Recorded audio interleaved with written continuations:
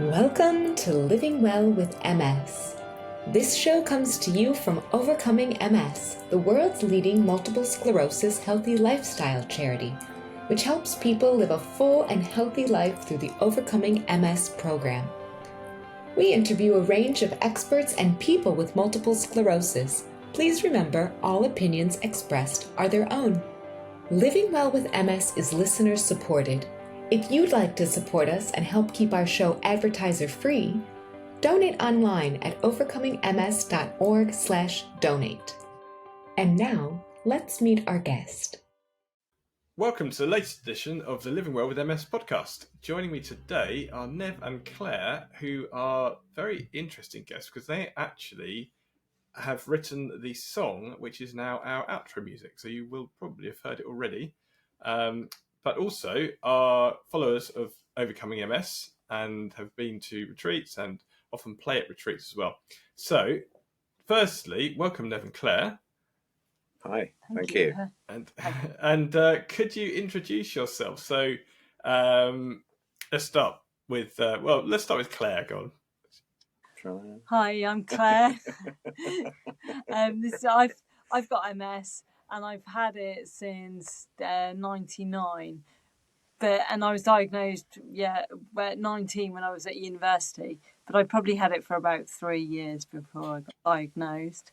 But I didn't find OMS until about 2008, I think, and I've been following it since then, and it's been amazing because I've just literally changed everything overnight.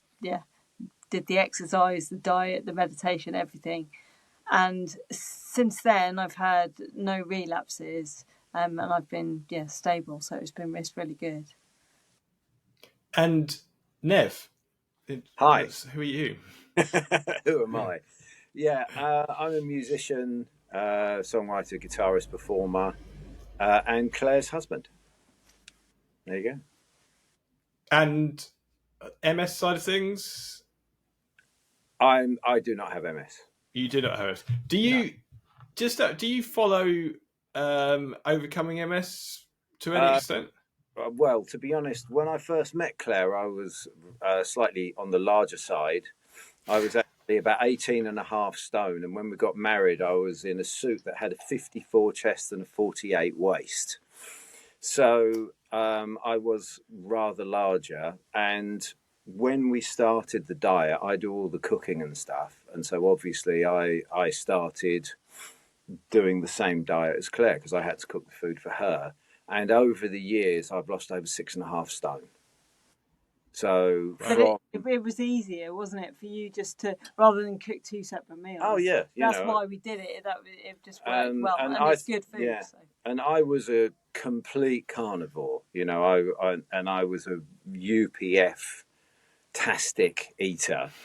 And now I feel I'm a totally different person, And I think increasingly the amount of things that come out about different conditions. So like a cancer, someone with cancer will speak to me and they go, oh, actually, the diet that I'm doing is almost exactly the same. It's always, cut out dairy, low saturated fat, cut out red meat. It's like, okay, you basically, you just think this is a healthy diet, isn't it? Good diet, whatever. Anyone would be, it'd be a good diet. And of course, to do. I carried on doing the meditation. Yeah. You got me into that. Claire got me into cold showers as well, which we both found very beneficial. Yeah. Vitamin D, flaxseed oil. Yeah. Everything I've found has been of benefit, and that's to me. No. And we do everything sort of together because it's just easier. And, yeah. And we both get benefits from it. So. But I'm constantly being told by doctors how healthy I am when they do tests and things. Well, apart from the obvious, that the reason I'm in here, that I've got MS, they go, but apart from that, then and that is down. I think that's entirely down to overcoming MS and diet, exercise, mindfulness. Very good for you. So. Claire, so you diagnosed in 99, and that was a different time. I know because my father died; he had MS, and he died in 98, and so I'm well aware that it's a very different situation that I'm in than what he was in. Yeah. And so, what was it like then when you got getting diagnosed then, especially sort of 19-year-old? It was really hard in the sense, I gave up sort of dairy and stuff, but it was really hard because I was at university, and so I was just carrying on just a normal life, but trying to adapt it. I sort of gave up a bit of dairy and changed milk, but there was nowhere near the food situation that there is now. You can get so many different things, so it wasn't easy to do anything. But yeah, I mean, the guy basically told you and said good luck, didn't he? Yeah, when I got diagnosed, my neurologist said, yeah, good luck kind of thing. And there was nothing told about diet or vitamin D or, yeah. No, there was no treatment really, was there? Yeah, there was nothing. There was nothing. So I can remember my dad, it was like they discouraged him from doing a lot of exercise. Yeah, they was like, don't do too much because you don't want to wear yourself out. You don't want to. Yeah, exactly. I know he ate sort of red meat till the end, and I don't know if he was ever told anything else, but I don't believe he was ever told anything to change. And they just didn't know, did they? So. No, because they didn't know. Yeah. Yeah. So, go on. Sorry. No, I was going to say, even now, I don't know that they tell people a lot more than that in this country. I don't know. The neurologists do say a little bit more now, but I don't think diet is a massive thing when someone gets diagnosed. They're not sort of given. Yeah, I think they are. I mean, that's something Overcoming MS are really pushing to try and get it out there to the MS nurses, and I think it's just a lottery. It depends on who your nurse is. There's certainly some. I mean, I live in the southwest of the UK, and there are a couple down here who do routinely give out the Overcoming MS flyers, which is great. But what if you live somewhere else? What if you live, anywhere? What if you live in South Africa, or what if you live in New Zealand, or what if you live somewhere? It's the whole world, and it's just luck, isn't it? Whether you find out, really. It really is, but it's also down to people as well. Because I used to go to an MS centre, and I have told so many people about and given the book to so many people. I bought so many copies of the book in the end, and just like giving it out to people, and no one will follow it because they're like, I couldn't give up that, and it's really hard to do that. Well, I mean, there's nothing you can do. Is there? People won't do it. There are smokers who carry on smoking after they've got a cancer diagnosis. So But I think it's just giving people the information and the knowledge. That's really important. Yeah. So Nev, if your partner, so you're as a partner of someone with MS, so a lot of people worry about this, and they worry about telling their partner about MS. So how was it from your side of it? I mean, you've been together quite a long time. How did you learn that Claire had MS, and how did you take that?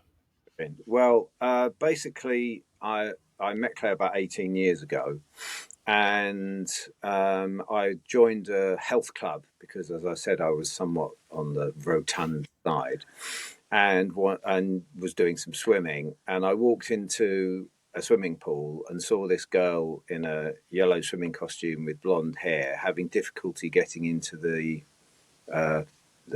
swimming pool. And from the moment I saw her, I had an overriding compulsion. It was a voice in my head just saying, you have to get to know this girl. And I don't know where that came from, my higher power, I don't know. But it was something beyond my control. And over a period of time, I got to know Claire, started talking and chatting to her. And she told me she'd got MS. And previously to this, I'd worked on New Pathways magazine, where I'd recorded talking books for them. New Pathways is an MS magazine. Yeah, New Pathways. Yeah, it's in the UK. Yeah. And so it was almost like I'd got a bit of a grounding with regard to the latest things that were out. It was the goat serum at the time. And, got a rapport with Claire. And then my big chat-up line was, do you sing or play guitar? And she says, yes, I write my own songs. So I said, well, you better get down the studio then. And that's how it all began. When I initially met Claire, it was Claire with MS. You know, I knew Claire, it was Claire and she had MS. After a period of time, it became, well, there's Claire and then there's also MS. And now I can't say the word I'd like to say that MS can do, but basically, you know, it's just me and Claire. That's it. And we live our lives together and do the best that we can for each other when we can, you know. And I'm not saying there isn't frustration and there isn't anger and there isn't all sorts of, you know, all the emotions that go with it. But we just get on. Yeah. So Yeah, no, it is. I think it is difficult for partners. Right? You have to. It is a difficult one because obviously it's hard for the person who's got it, but equally it's hard for the person who's a partner. And because obviously I know I have to appreciate that. My wife goes through an awful lot. Yeah. Because there's only one person you can take it out on, really. You know. Yeah. But yeah, so no, we get on okay, you know, and there are times, obviously, when I realise Claire can get frustrated. I mean, she's always smiling. She's an inspiration to so many people. She does so much. She gives so much of herself. You know, she does the Zoom sessions, I Zoom started fitness. doing Zoom sessions. I started cycling when lockdown and everything closed, the MS Centre closed. So I joined, there was a kayak club, and the guy from there was taking these sessions, and I joined them and on a bike. And I've continued it since lockdown, and now I'm just getting other people with MS to join me and do it. And I've got quite a community of people. So it's really good. And a lot of them are on MS. Yeah. So, sorry to interrupt. I was saying anyone who's interested in hearing this, if they want to join, I'm sure something can be done to put a link up somewhere for them. Yeah, we could put links in the show notes. Yeah, absolutely. Yeah, that's brilliant. Yeah, I carried on. Behind me is so I went with a trike because I'm not sure if my balance. My balance is probably terrible anyway. But it's the fact that I'm left side. I have left-sided problems. So if I needed to put my left foot down when I stopped a bike, it wouldn't go down fast enough. I know what would happen. I'd slam onto the ground. So getting a trike, it actually solved it for me. So because it's stable, and then I can actually get out and about, and so I'm tearing around on my trike now. No, mine's a static bike, so yeah. And you stay in the chair. Yeah, I stay in the wheelchair and just hold on. Yeah. Oh, okay. So you can do. Right. So is it like one of the under desk ones, sort of thing, where it's called a motor med. It looks like a bike, but without the saddle, so it doesn't have the back side of it. So it's just like the front side of a bike. Okay. So you've got handles here and pedals, and Claire sits in the chair and pedals. Right. Okay. I've not heard of those. So as you mentioned, then you're a wheelchair user. Now, I always use a stick, and if I'm going any sort of long distance, I use a mobility scooter. And I certainly do feel like I'm not typical of someone following Overcoming MS. So at retreats and things, get-togethers, there's a lot of people there who are very, very active and are running. There's like a whole 5K runners club for people with MS. There's people running marathons. There's like, they're very, a lot of them are very active, which is encouraged, because they want to be doing a bit of sport. But I do find I'm on certainly the MS, Overcoming MS groups I'm involved in. I'm on the sort of less able end of the spectrum, certainly. So for someone who's a wheelchair user, how do you find sort of Overcoming MS? Do you sort of find it a bit frustrating sort of doing Overcoming MS and thinking, well, I'm still not running or anything? And as somebody who found it a long time after diagnosis, how do you find, obviously it's not going to go, you're not going to go back to 1999. So how does it motivate you, and how do you find it? It just motivates me because I was going downhill at such a quick pace. I really was, sort of over such a short time. I was in a wheelchair when we got married. Yeah. So when I met Claire, she was walking with a stick, and that was the year before. Yeah, the year before I found OMS, we got married, and I was using a wheelchair then. So, but since then, since I've been doing the diet, I haven't got any worse. So, and it's just I've just stopped all my progression. So when we saw Claire's neurologist about 2 or 3 years ago, he had a student with him, and he said, "You won't hear anyone say anything like this in your career, but this person here has actually, she's secondary progressive, but she's actually improved. Claire had, you had much improved core. Apparently she had cerebral speech, that's gone.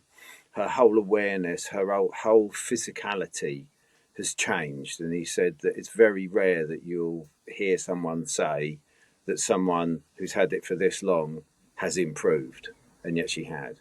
Oh, and there was a thing with her eye. Her eye used to sort of catch up with itself, you know, if she moved around or looked, and that's gone as well. Yeah, So that was my first symptom. Was I had double vision because one of my eyes wasn't full track. Yeah. I thought that had completely gone actually, but they tested me the other day. I don't even know why. I went to the doctor. I got an appointment. They didn't even know why I was there. I think the neurologist had ordered it. I think he wants some sort of checkup. But they actually detected it.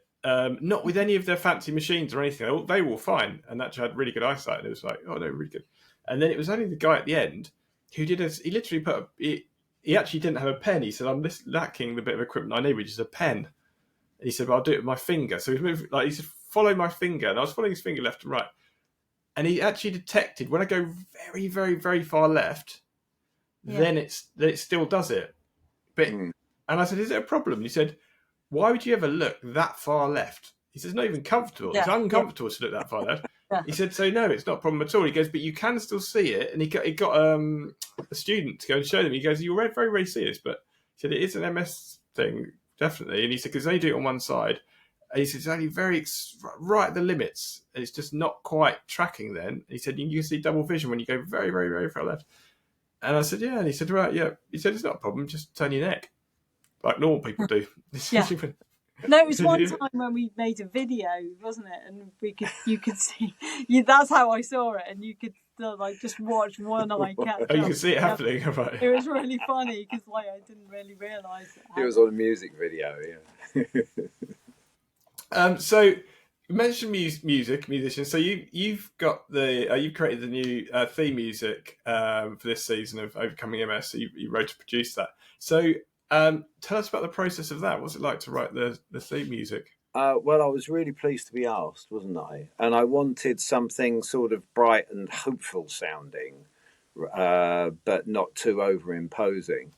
And I came up, basically, you'll know, a D shape, and individually plucked the D strings, doing a couple of little additions, and then synced it up with a delay, which then gave it that dugga dugga dugga dugga sound. And that was the basis then. Once I've got that one thing, I can then just listen and, put some keys down and just play around with it a little bit, just to enhance the whole thing. And I think, I was really pleased with it. I think it worked out quite well. I have a process of when I write, I literally record and play. And I don't even know what I'm going to play sometimes. And surprisingly, amount of times it works, doesn't it? And that's what happened with that. I had this just rough idea of this D shape capoed up the neck, and I did it, and it worked. And I was very happy with it. So what sort of music do you play then? What would you describe it as? I would just say it's eclectic. Because of my age, I mean, it has been the production side of things, I've been told, is sort of like very sort of Pink Floyd stroke Led Zeppelin sort of sound. And I suppose I just can't get away from that. I do try. There's no shame in that. But it's over a very broad range of genres. So I've got some stuff that I literally make noises and sounds with my body and my voice, and there's no instrumentation at all. It's just what I create. To very highly produced, multi-layered guitar, synth, bass, voice, whatever I can find. And if people want to hear you, see you? We've got some videos on YouTube and some audio on SoundCloud, which again we can give you the links to. And if people want to have a listen or a look, which we'd love them to do, they can. Absolutely, yeah. So you've mentioned sort of exercise a bit there as well. So you run an exercise group for people with MS. How do you? So is that your only exercise? How do you manage with exercise with mobility issues? And because I think a lot of people worry about that if they can't run and stuff. They're like, well, how do I actually do any exercise? Yeah, well, because I'm not working anymore, but I've got in bed during lockdown. There was nothing I could do. The MS centre was closed, and I was like, what am I going to do? And my uncle, I remember, he said to me, you can do sort of stomach crunches, kind of. So I just lay in bed and it worked on my stomach muscles, and I was doing it went from 20 a day up to sort of 3, not full crunches, but just working on my stomach, my abs. And and then since then I've started doing the pull-up bar, and I've bought myself a pull-up bar, and I do that every morning after I've had a shower. And I then do the bike in the morning when I'm dressed, and then I do a session on the bike in the evening, and I do about 12 miles a day, and I do the standing frame for half an hour in the evening. Yeah. Wow, that's loads. Quite a lot. And Claire's got a 6-pack, so there you go.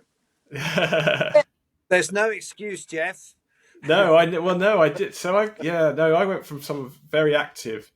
I was rock climbing, surfing, snowboarding, all these things, and I did. I used to have to do like thousands of sit-ups, but I think that's the thing. Core's really important, is it? You underestimate. You think, I've got a 6-pack. I'm going to do sit-ups, but actually, you don't realise how useful it is for almost everything else because it's so central. I take off jumpers and fall forwards, but I don't do that anymore. I can support your own weight. I can support my own weight, and it's good.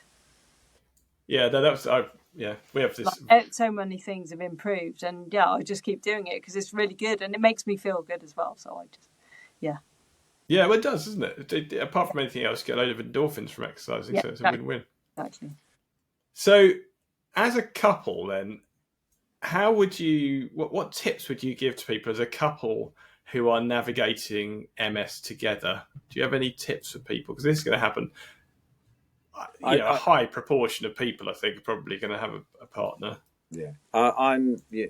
As Claire's partner, I think all I'd say is you've got to bear in mind where some of the responses, especially anger or frustration, is coming from, and at where it's directed, because it's really just you're upset with myself and frustrated and angry and annoyed with yourself. And I've got to take that into consideration. It's not just Claire's being horrible to me. I'm not saying she is, but obviously we all have our moments. Do you know what I mean? Yeah. And you've got to understand and just be a bit compassionate and just be able to step back and take the me out of the situation, because Claire isn't upset or annoyed with me. She's upset and annoyed and frustrated with herself. Am I right in saying that? Yeah. And I just think it's to try and be able to distance yourself, but also communication as well. Oh my God, absolutely. It's really, really important. I very often will sometimes say to Claire, look, I just want to talk about this. I just want to bring this up, if that's okay. And we gently chat about things, and Claire will do the same to me now as well. If she feels like I'm not, behaving in a way that is, appropriate or whatever, we'll chat to each other. We just talk to each and we'll work it out. So, yeah. No, I think it's good, because I think the thing, MS actually of itself makes it more likely for you to get depressed than I think any other condition. I think they say more so than cancer or anything.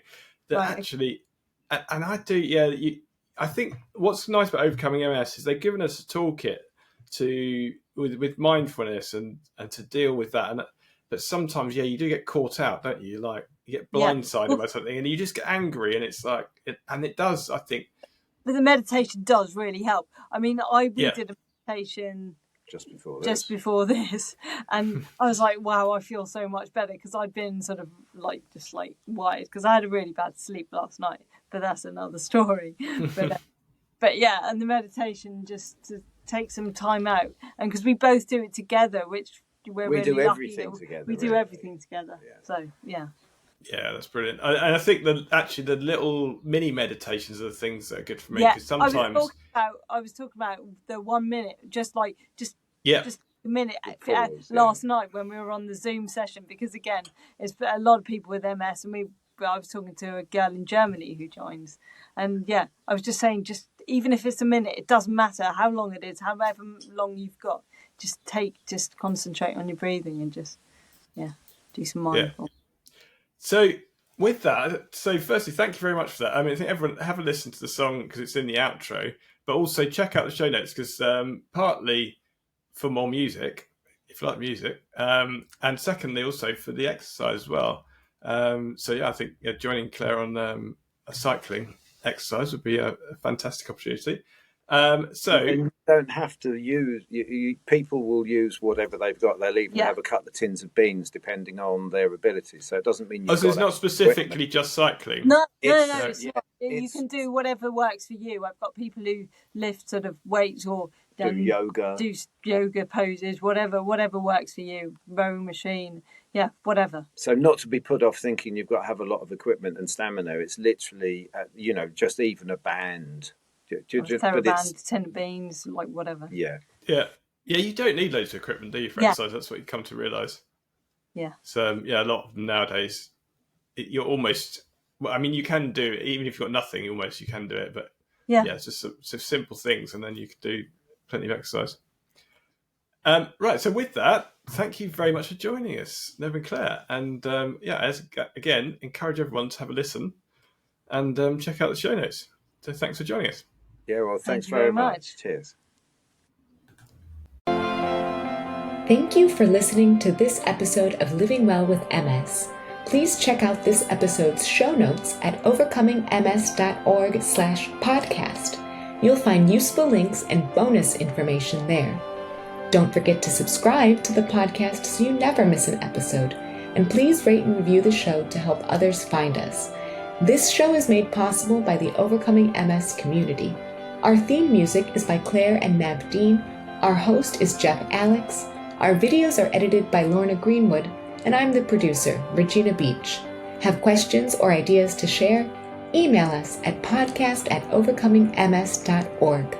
We'd love to hear from you. The Living Well with MS podcast is for private, non-commercial use and exists to educate and inspire our community of listeners. We do not offer medical advice. For medical advice, please contact your doctor or other licensed healthcare professional.